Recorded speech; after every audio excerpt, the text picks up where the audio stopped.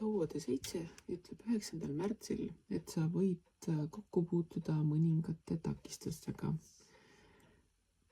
Tõenäoliselt sellised, et punnitad, mis sa punnitad, aga nagu tulemust ei tule.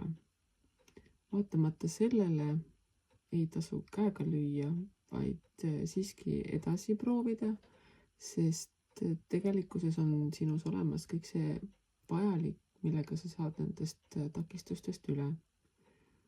Need takistused võivad tunduda väga suured, aga tõenäoliselt nad pigem ei ole ja mingid võivad tunduda ka pigem illusioonid.